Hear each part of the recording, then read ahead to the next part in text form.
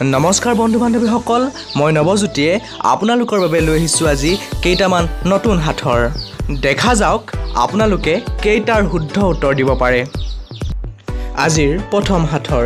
দীঘলকৈ পুখুৰী, চুটিকৈ ঘাট, ৩২ জোপা কলগছ, এখিলাহে পাত। বন্ধু বান্ধৱীসকল, ক'ব পাৰিবনে এই হাথটিৰ উত্তৰ কি?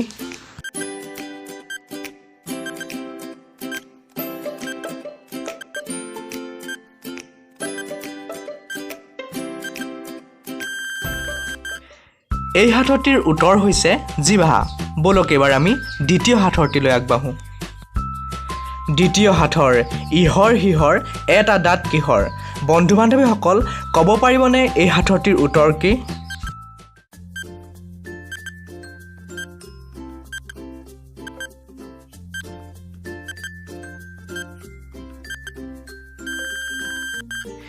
এই হাথৰটিৰ উত্তৰ হৈছে উখোন। বলক এবাৰ আমি তৃতীয় হাথৰটিলৈ আগবাঢ়োঁ। তৃতীয় হাথৰ। চাৰিওভায়েকৰ কাণ কটা, তাৰে দুটাৰে পেট ফুটা। কওকচোন বন্ধু বান্ধৱীসকল, এই হাথৰটিৰ উত্তৰ কি?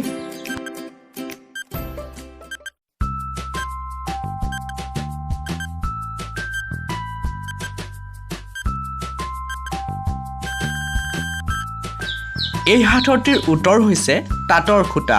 বলক এবাৰ আমি চতুৰ্থ হাথৰটিলৈ আগবাঢ়োঁ। চতুৰ্থ হাথৰ। দৃষ্টান্ত দিওঁ বুজ, কেয়া আঙুলিৰ কোচ। বন্ধু বান্ধৱীসকল, ক'ব পাৰিবনে এই হাথৰটিৰ উত্তৰ কি?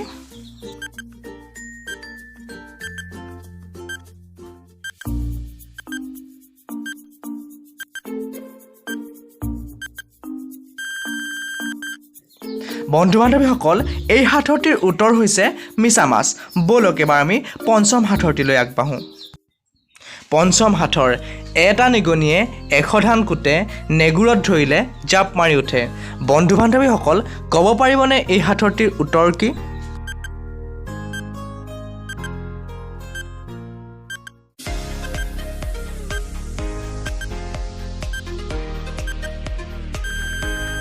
এই হাথৰটিৰ উত্তৰ হৈছে ঢেঁকী। বন্ধু বান্ধৱীসকল, বলক এবাৰ আপোনালোকৰ বাবে থকা আজিৰ হাথৰটিলৈ আগবাঢ়োঁ।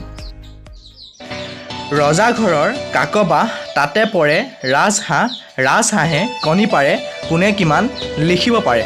বন্ধু বান্ধৱীসকল, এই প্ৰশ্নটিৰ উত্তৰ আপোনালোকে কমেণ্ট কৰি জনাবচোন। যদি আপোনালোকে আজিৰ ভিডিঅ'টি ভাল পালে তেন্তে লাইক কৰিব, শ্বেয়াৰ কৰিব আৰু ছাবস্ক্ৰাইব কৰি বেল আইকনটি অলত প্ৰেছ কৰিব। জয় আই অসম।